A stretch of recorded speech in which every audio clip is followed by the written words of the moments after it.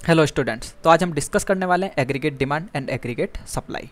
उससे पहले आप चैनल पर नए हैं तो चैनल को सब्सक्राइब करें, जिससे आने वाली नेक्स्ट वीडियो की नोटिफिकेशन आपको मिलती रहे।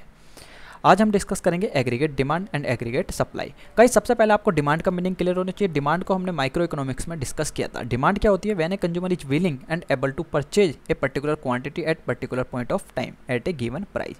गाइस, जो मेरे प्राइस डिसाइड किया है उस प्राइस पर यदि कोई भी कंज्यूमर्स यहाँ पर किसी कमोडिटी को परचेज करने के लिए रेडी है तो वो मेरी क्या कहलाती है? डिमांड कहलाती है। Consumer is a person who consumes goods for his direct satisfaction. जो अपनी सेटिस्फैक्शन के लिए किसी भी कमोडिटी को परचेज कर रहा है वो मेरा क्या कहलाता है? कंज्यूमर कहलाता है।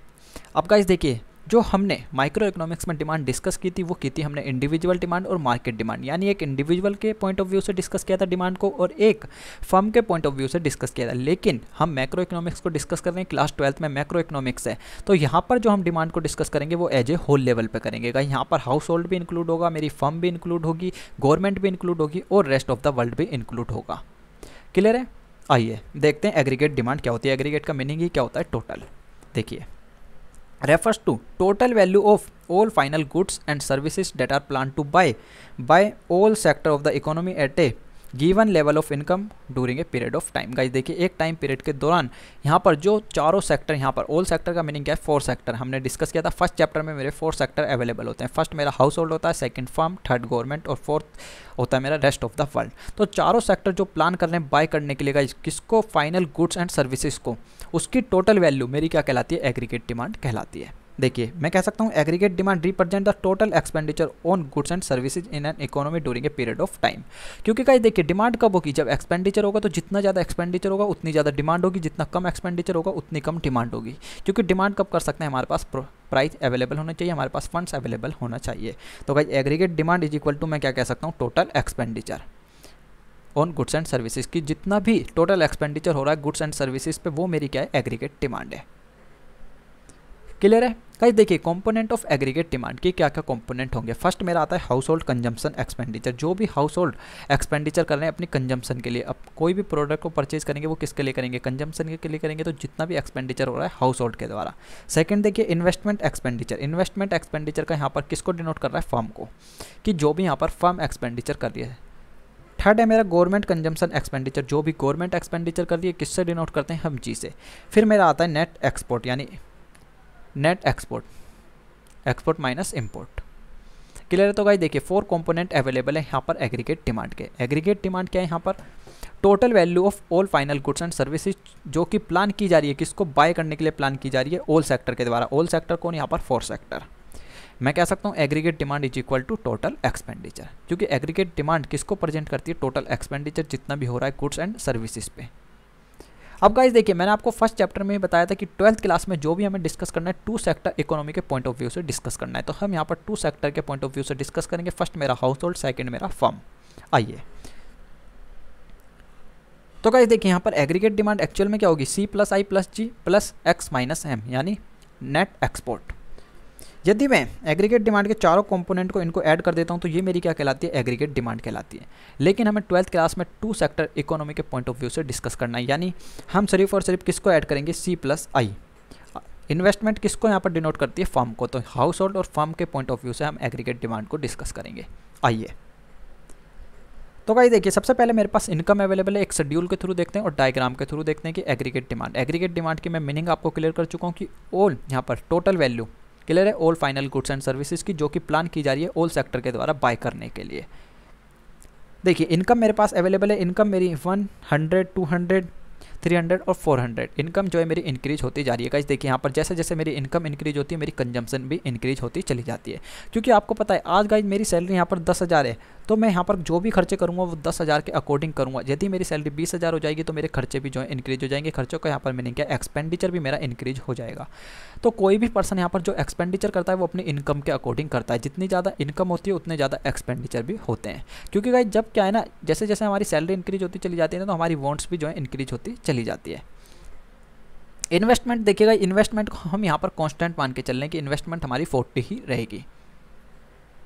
2 टाइप्स की इन्वेस्टमेंट होती है, ऑटोनोमस इन्वेस्टमेंट और यहाँ पर इंड्यूस्ड इन्वेस्टमेंट। अभी हम डिस्कस कर लेंगे इन्वेस्टमेंट को भी, लेकिन अभी आप यहाँ पर ताकि आपको सिंपल वे में समझ में आए, इसलिए गाइस यहाँ पर जो हम इन्वेस्टमेंट को मान के चलते हैं, कांस्टेंट मान के चलते हैं कि हमारी इन्वेस्टमेंट कांस्टेंट है।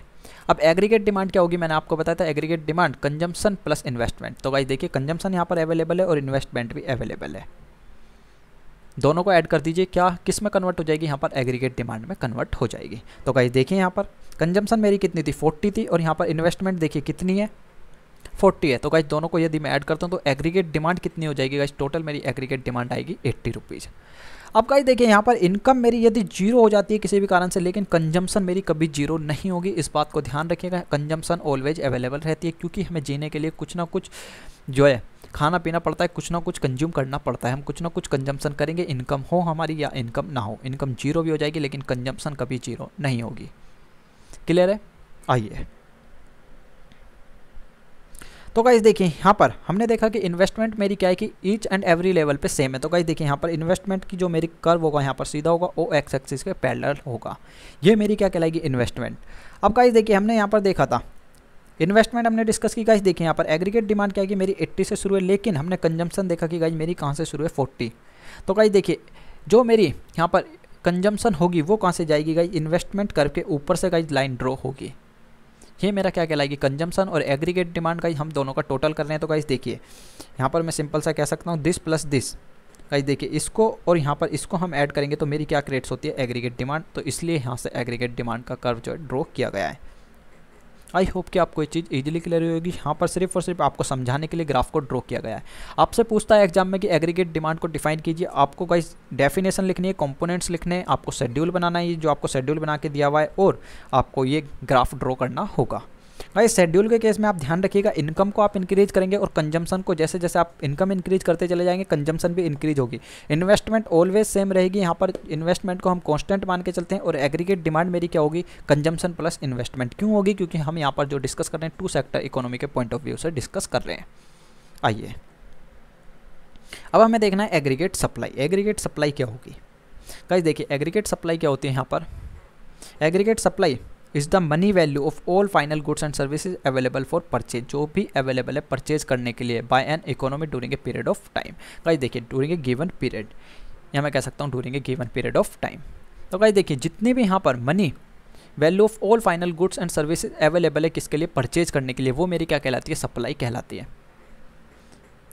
It is the flow of goods and services in the economy. Guys देखिए इकोनॉमी क्या करती है फ्लो करती है गुड्स एंड सर्विसेज का। यहाँ पर सप्लाई होगी तो डेफिनेटली फ्लो होगा ही होगा किसका, गुड्स एंड सर्विसेज का। तो हम सिंपल सा कह सकते हैं हमने एग्रीगेट डिमांड में देखा था कि ऑल सेक्टर के द्वारा जो प्लान किया जा रहा है बाय करने के लिए वो मेरी क्या कहला रही थी यहाँ पर एग्रीगेट डिमांड। और एग्रीगेट सप्लाई क्या कहलाएगी, जो एक्चुअल में अवेलेबल है किसको परचेज करने के लिए, जो चारों सेक्टर अवेलेबल है उनके परचेज करने के लिए जो एक्चुअल में गुड्स एंड सर्विसेज अवेलेबल है, जो final goods and services available है एक्चुअल में, वो मेरा क्या कहलाता है एग्रीगेट सप्लाई। आइए एग्रीगेट सप्लाई यहाँ पर क्या हो जाएगा, सिंपल सा मेरा C प्लस S यानी कंजम्पशन प्लस सेविंग। C क्या है यहाँ पर कंजम्पशन और S क्या होगा मेरा सेविंग होगी। टू सेक्टर को ही क्यों ले रहे हैं मैं आपको स्टार्टिंग में ही बता चुका हूँ। आइए तो गाइस देखिए इनकम जैसे जैसे मेरी इनकम इंक्रीज होगी तो कंजम्पशन भी क्या होगी इंक्रीज होती चली जाएगी। ये बात मैं आपके साथ क्लियर कर चुका हूँ और ये बात भी मैंने आपके साथ क्लियर की थी कि यदि मेरी गाइस इनकम जीरो हो जाती है तो कंजम्पशन मेरी जीरो नहीं होगी, ध्यान रखिएगा। अब गाइस देखिए यहाँ पर इनकम मेरी जीरो है, इसको गाइस आप जीरो कीजिए 1 नहीं है। और गाइस देखिए कंजम्पशन मेरी 40 है तो यहाँ पर 40 रुपीज़ कहाँ से आएंगे। अब ये तो है नहीं गाइस कि जितना हम कमा रहे हैं उतना ही यहाँ पर कंजम्पशन करेंगे, जितने की हम सेव भी करके रखते हैं कुछ ना कुछ। तो गाइस उसमें से क्या होगा हम अपनी सेविंग का यूज़ करेंगे। जब हमारी इनकम जीरो हो जाएगी तो उस टाइम पर क्या करते हैं हम अपनी सेविंग का यूज़ करके कंजम्पशन करते हैं। तो गाइस देखिए सेविंग क्या होगी मेरी माइनस में चली जाएगी उस टाइम पर। क्लियर है? आइए अब गाइस देखिए मेरी इनकम 100 रुपीज़ हुई लेकिन मेरी कंजम्पशन कितनी है 120। तो उस केस में क्या होगा मैं 20 रुपीज़ कहाँ से यूज करूँगा अपनी सेविंग में से जो मैंने अभी तक सेव करके रखा हुआ है। तो मेरी उस टाइम पे सेविंग कितनी होगी माइनस का 20। और गाइस देखिए एग्रीगेट सप्लाई क्या हो जाएगी, यहाँ पर हम दोनों को ऐड करेंगे यहाँ पर कंजम्पशन और सेविंग को। गाइस देखिए कंजम्पशन मेरी 40 और सेविंग माइनस 40 तो कितनी हो गई एग्रीगेट सप्लाई 0। अब गाइस देखिए यहाँ पर कितनी 120 माइनस का 20 एग्रीगेट सप्लाई कितनी हो जाएगी 100। दोनों को ऐड करता हूँ क्योंकि एक माइनस एक प्लस क्या कर देगा माइनस। गाइस देखिए मेरी इनकम थी 200 और मेरी कंजम्पशन भी कितनी है 200 तो सेविंग कितनी हो जाएगी 0 और एग्रीगेट सप्लाई कितनी होगी 200। क्लियर है? तो गाइस आपको इस हिसाब से ड्रॉ करना है कि आप इनकम को इंक्रीज करते चले जाइए, कंजम्पशन भी इंक्रीज हो जाएगी। स्टार्टिंग में आपको जो सेविंग दिखानी है वो माइनस में दिखानी है, ध्यान रखिएगा, क्योंकि मेरी जब इनकम जीरो होती है मेरी कंजम्पशन कभी भी जीरो नहीं होगी। इसको क्या कहते हैं हम यहाँ पर ऑटोनोमस कंजम्पशन कहते हैं, ध्यान रखिएगा। ये कंजम्पशन कौन सी है, मेरी ऑटोनोमस कंजम्पशन है। जब मेरी इनकम का लेवल जीरो है लेकिन मेरी कंजम्पशन जीरो नहीं है, हम उसको क्या कहेंगे, ऑटोनोमस कंजम्पशन कहेंगे। आइए ग्राफ के थ्रू देखते हैं। अब गाइस देखिए ग्राफ यहाँ पर हम सिंपल सा हमें ग्राफ ड्रॉ करना है। यहाँ पर क्या है, मेरी एग्रीगेट सप्लाई, एग्रीगेट सप्लाई क्या थी, जीरो थी गाइस, जीरो से स्टार्ट होगी मेरी एग्रीगेट सप्लाई, क्लियर है। लेकिन कंजम्पशन कभी भी जीरो नहीं होती। तो गाइस देखिए कंजम्पशन कहाँ से स्टार्ट हुई है, यहाँ पर 40 से। ये मेरी क्या कहलाती है, ऑटोनोमस कंजम्पशन। ऑटोनोमस कंजम्पशन को हम डिनोट करते हैं सी बार से, क्लियर है। ऑटोनोमस कंजम्पशन को किससे डिनोट करेंगे, सी बार से हम डिनोट करेंगे। ऑटोनोमस कंजम्पशन क्या है कि जब मेरी इनकम जीरो है लेकिन मेरी कंजम्पशन जीरो नहीं होगी, उस टाइम पे हम अपनी सेविंग का यूज करके क्या करेंगे, कंजम्पशन करेंगे, क्लियर है गाइज। आप अपनी प्रैक्टिकल लाइफ में भी देख सकते हैं, यदि आपके पास आपको पॉकेट मनी अवेलेबल कराई जाती है, हर मंथ जो है आपको 1000 रुपये पॉकेट मनी अवेलेबल कराई जाती है, तो आप किसी मंथ तो 1000 रुपये यूज कर लेंगे, किसी मंथ 900 करते हैं और किसी मंथ आपके 1100 भी यूज हो जाते हैं। तो उस केस में गाइज आप 1100 कहाँ से यूज कर लेते हैं, जिस मंथ आपके 900 रुपये यूज हुए थे तो आपने 100 रुपीज़ सेव किए थे, तो नेक्स्ट मंथ आप उन 100 रुपीज़ को क्या कर सकते हैं, वहाँ पर कंज्यूम कर सकते हैं, क्लियर है। आइए अब गाइस देखिए सेविंग यहाँ पर कितनी थी, मेरी स्टार्टिंग में माइनस थी, माइनस में थी। तो गाइस देखिए जो मेरा कर्व होगा वो भी कहाँ से जाएगा, माइनस से जाएगा, ध्यान रखिएगा, क्लियर है।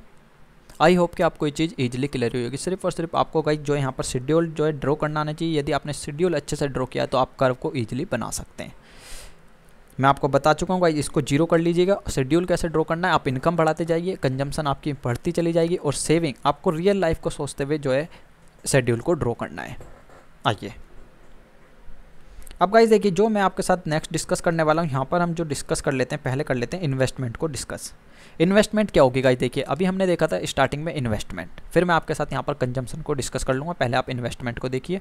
इन्वेस्टमेंट क्या होगी, refers to the expenditure incurred on creation of new capital assets. Guys देखिए जो भी हम एक्सपेंडिचर कर रहे हैं, किसको क्रिएट करने के लिए, यहाँ पर न्यू कैपिटल एसेट्स को क्रिएट करने के लिए कोई भी हम एक्सपेंडिचर कर रहे हैं, वो मेरा क्या कहलाता है, इन्वेस्टमेंट। एक होता है एक्सपेंडिचर, एक होती है इन्वेस्टमेंट। अब गाइस देखिए यदि मैं कोई भी प्रॉपर्टी में यहाँ पर परचेज कर रहा हूँ, मैंने कोई भी प्रॉपर्टी परचेज की है, यहाँ पर मान के चलता हूँ कोई लैंड परचेज किया है, तो उस केस में गाइस क्या होगा, एक्सपेंडिचर होगा, इन्वेस्टमेंट होगी। गाइस एक्सपेंडिचर तो है लेकिन वो एक्सपेंडिचर किस लिए किया है, मैंने यहाँ पर कैपिटल एसेट्स को क्रिएट करने के लिए। एसेट्स को क्रिएट करने के लिए मैं कोई भी एक्सपेंडिचर कर रहा हूँ तो वो मेरा क्या कहलाता है, इन्वेस्टमेंट कहलाती है, क्लियर है। एक और एग्जाम्पल देता हूँ गाइस आपको। मैंने ऑफिस पर यहाँ पर ऑफिस ओपन किया है, ऑफिस को ओपन करने के बाद भाई देखिए ऑफिस को ओपन करने के लिए मुझे लैंड की रिक्वायरमेंट थी, वो क्या था, यहाँ पर इन्वेस्टमेंट थी। उसके लिए मुझे फर्नीचर की भी रिक्वायरमेंट होगी, तो वो फर्नीचर क्या है, मेरा एक एक्सपेंडिचर है, लेकिन एक्सपेंडिचर किस पे कर रहा हूँ मैं, यहाँ पर कैपिटल एसेट्स को क्रिएट करने के लिए, क्योंकि वहाँ पर जो भी फर्नीचर होगा वो मेरी क्या होगी, एसेट्स होगी, तो वो मेरे लिए क्या कहलाएगी, इन्वेस्टमेंट, क्लियर है। आइए गाइस देखिए टू टाइप्स की इन्वेस्टमेंट मेरे पास अवेलेबल होती है। फर्स्ट आती है इंड्यूस्ड इन्वेस्टमेंट, सेकेंड आती है ऑटोनोमस इन्वेस्टमेंट। देखिए इंड्यूस्ड इन्वेस्टमेंट क्या होगी, induced investment refers to the investment which depends on the profit expectation and is directly influenced by the level of income. Guys देखिए जैसे जैसे मेरी इनकम इंक्रीज होती चली जाएगी, मेरी इन्वेस्टमेंट भी क्या होगी, इंक्रीज होती चली जाएगी। क्योंकि गाइस देखिए इंड्यूस्ड इन्वेस्टमेंट का सिंपल सा मीनिंग क्या है कि हम प्रॉफिट को एक्सपेक्ट करके यहाँ पर कोई भी इन्वेस्टमेंट कर रहे हैं। मेरी मेन एक्सपेक्टेशन क्या है, यहाँ पर प्रॉफिट को अर्न करना। तो गाइस देखिए जैसे जैसे मेरी इनकम इंक्रीज होगी, मैं ज़्यादा से ज़्यादा अर्न वहाँ पर इन्वेस्ट कर सकता हूँ। तो जैसे जैसे मेरी इनकम इंक्रीज होती जा रही है और प्रॉफिट मेरी इन्वेस्टमेंट भी क्या होगी, इंक्रीज होती चली जाएगी। तो गाइस देखिए इसका डिमांड कर्व सिंपल सा यहाँ पर कैसे ड्रॉ होगा, यहाँ पर मैं यदि कर्व को ड्रॉ करता हूँ तो यहाँ पर जीरो, यदि मेरी इनकम जीरो है तो मेरी इन्वेस्टमेंट भी जीरो होगी, और मेरी इन्वेस्टमेंट यहाँ पर इनकम हाई है तो मेरी इन्वेस्टमेंट भी क्या होगी, काफ़ी हाई होगी, क्लियर है। अब गाइस देखिए ऑटोनोमस इन्वेस्टमेंट क्या होती है, जो ईच एंड एवरी लेवल पे सेम रहती है। देखिए autonomous investment refers to the investment which is not affected by the change in the level of income. Guys income का लेवल चेंज हो रहा है लेकिन यहाँ पर जो मेरी इन्वेस्टमेंट है वो चेंज नहीं हो रही है। आप देख सकते हैं यहाँ पर इन्वेस्टमेंट मेरी क्या है कि कॉन्स्टेंट है, यहाँ पर इसको हम क्या कहते हैं, ऑटोनोमस इन्वेस्टमेंट कहते हैं। It is income in elastic, income in elastic होती है। इन इलास्टिक का मीनिंग क्या होता है, नो चेंज, इलास्टिक का मीनिंग होता है चेंज। अब गाइस देखिए आपसे 1 मार्क्स में काफ़ी टाइम पूछ लेता है एक्स एंटी इन्वेस्टमेंट और एक्स पोस्ट इन्वेस्टमेंट क्या होती है। गाइस देखिए एक्स पोस्ट इन्वेस्टमेंट को पहले डिस्कस करता हूँ आपके साथ। Ex post investment refers to the actual or realise investment in an economy during a financial year at the end of the period. Guys देखिए एक्चुअल में जो इन्वेस्टमेंट हुई है वो मेरी क्या कहलाती है, एक्स पोस्ट इन्वेस्टमेंट कहलाती है। लेकिन जो प्लान की जा रही है वो मेरी क्या कहलाएगी, एक्स एंड इन्वेस्टमेंट कहलाएगी गाइस, जो कि प्लान की जा रही है। देखिए ex ante investment refers to the amount of investment which all the firm plan to invest at a different level of income in the economy at the beginning of a period. Guys देखिए जो कि period के starting में यहाँ पर start year का शुरुआत हुई है, हम प्लान कर रहे हैं कि यहाँ इन्वेस्ट करेंगे, यहाँ इन्वेस्ट करेंगे, यहाँ इन्वेस्ट करेंगे, सपने देख रहे हैं गाइस हम। ये क्या है कि एक्चुअल में एक सपना है। एक्स एंटी इन्वेस्टमेंट क्या होती है, सपना होता है कि हम यहाँ भी इन्वेस्ट करेंगे, यहाँ भी इन्वेस्ट करेंगे।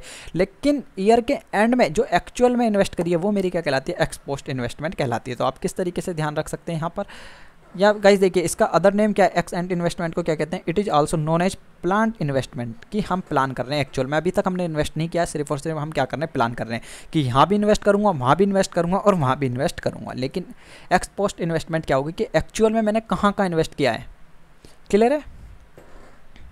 आइए तो गाइस देखिए हमने इन्वेस्टमेंट में इंड्यूस्ड इन्वेस्टमेंट देखी और ऑटोनोमस इन्वेस्टमेंट देखी। ऑटोनोमस इन्वेस्टमेंट क्या थी कि ईच एंड एवरी लेवल पे सेम रहेगी, इनकम मेरी इंक्रीज हो जाए या इनकम मेरी जीरो हो जाए या इनकम मेरी डिक्रीज हो जाए, उससे कोई भी इफेक्ट नहीं पड़ेगा।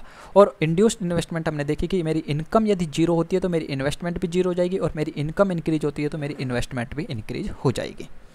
आइए सेकंड में जो आपके साथ यहाँ पर डिस्कस करना चाहूँगा वो हम डिस्कस करेंगे यहाँ पर कंजम्पशन को ही डिस्कस कर लेते हैं गाइस। देखिए कंजम्पशन, लेकिन पूरा फंक्शन हमें डिस्कस करना पड़ेगा, उसके लिए मैं आपके लिए नेक्स्ट लेक्चर अवेलेबल कराता हूँ, जिसमें हम किसको डिस्कस करेंगे यहाँ पर, कंजम्पशन फंक्शन को, और सेविंग फंक्शन को मैं कंप्लीट आपके साथ डिस्कस करूँगा। क्लियर है? मिलते हैं गाइस नेक्स्ट लेक्चर में। Tata bye bye, see you. कोई भी डाउट आता है तो आप नीचे कमेंट बॉक्स आपके लिए अवेलेबल है, या मेरा व्हाट्सअप नंबर भी स्क्रीन पर शो हो रहा है, आप एट एनी टाइम मुझे व्हाट्सअप कर सकते हैं।